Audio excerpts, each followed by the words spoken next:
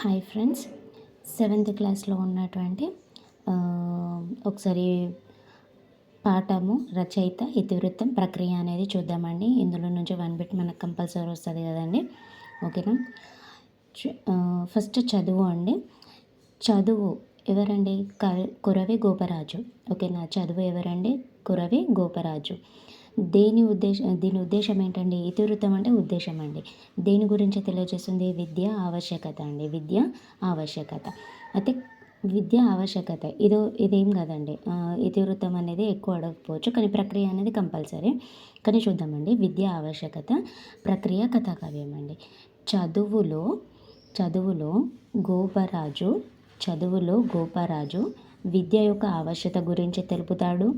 ఏ విధంగా తెలుపుతాడంటే కథలు మరియు కావ్యాలు.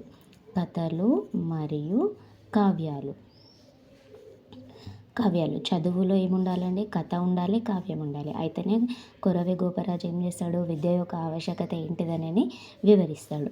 నెక్స్ట్ నాయనమ్మ అండి. నాయనమ్మ అంటే ఎవరండి? వృద్ధులు వాళ్ళు. ఓకేనా. అంటే వృద్ధుల పట్ల వైఖరి, కుటుంబ విలువలు అనేవి నానమ్మ వాళ్ళకి ఎక్కువ తెలుస్తాయి కాబట్టి అట్లా గుర్తుంచుకోండి. అయితే తన దగ్గర ఏం చెప్తుంది? ఎక్కువ కథానికలు చెప్తుందండి. ఓకేనా. ఏం చెప్తుందండి? కథానిక. ఓకేనా అండి. ఎక్కువ నానమ్మలు కథలు చెప్తారు కదండి. ఇక్కడ కథ అని కాకుండా కథానిక అని పెట్టుకోండి. నాని అట్లా అన్నట్టు. ఓకేనా అండి. నాని కథానికలు చెప్తుంది. ఓకేనా అండి. నెక్స్ట్ శతక సుధ. ఇది కామన్ అండి. శతక కవులు, నైతిక విలువలు, శతకం అండి. ఓకేనా. నెక్స్ట్ అమ్మ జ్ఞాపకాలు. అమ్మ అంటే ఎవరండి? కృష్ణ. ఓకేనా అండి. అమ్మ జ్ఞాపకాల గురించి కృష్ణ రాస్తాడండి. ఏమని రాస్తాడు? మాతృప్రేమ అని అనేసి ఒక ఇతివృత్తం అనేది ఉందండి దీనికి. ఓకేనా. మాతృప్రేమ అని అనేది చెప్తాడు. అయితే ఏ విధంగా చెప్తాడని అంటే మాటల రూపంలో అండి. ఓకేనా. వచన కవిత. అమ్మ గురించి ఎక్కువ కవితలు రాస్తారు కదండి. ఓకేనండి. అమ్మ గురించి ఎక్కువ కవితలు రాస్తాడు కృష్ణమూర్తి యాదవ్. ఎటువంటి కవితలు? వచన రూపంలో ఉండేటివి అండి. ఓకేనా. వచన రూపంలో ఉండేటివి అంటే వచన కవిత. అమ్మ జ్ఞాపకాలు, కృష్ణమూర్తి యాదవ్, మాతృప్రేమ గురించి ఇతివృత్తం అండి. వచన కవితలండి. ఓకేనా. అమ్మ గురించి కవిత రాస్తాడు. అది ఏ విధంగా? వచన కవిత రూపంలో రాస్తాడండి. ఓకేనా. నెక్స్ట్ పల్లె అందాలు. ఓకేనండి. పల్లెల్లో వెంకటాచార్యులు ఉంటాడండి. ఓకేనా. పల్లెల్లో ఎవరు ఉంటారండి? వెంకటాచార్యులు ఉంటాడు. పల్లెలు అంటే ఏమొస్తుందండి? గ్రామ సౌందర్య చిత్రణ. ఓకేనండి. మళ్ళీ అదేవిధంగా పల్లెల్లో కావ్య ఉంటుందండి. ఓకేనా. పల్లెల్లో కావ్య ఉంటుంది. ఓకేనండి. పల్లెల్లో ఆచి వెంకటాచార్యులు రచయిత ఉంటారు. గ్రామ సౌందర్య చిత్రణ అనేది చేస్తారు. ఓకేనా అండి.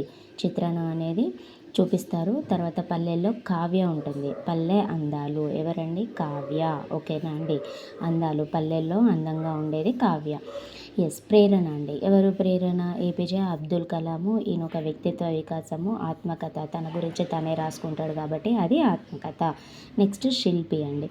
శిల్పి గుర్రం జాషువా. ఓకేనండి. శిల్పి గుర్రం జాషువా. కళా సౌందర్యం గురించి తెలుపుతాడండి. ఓకేనా. ఖండకావ్యం. ఓకేనండి. శిల్పి అంటే శిల్పం చెక్కాలి కదండి. శిల్పం ఎట్లా చెక్కుతారు?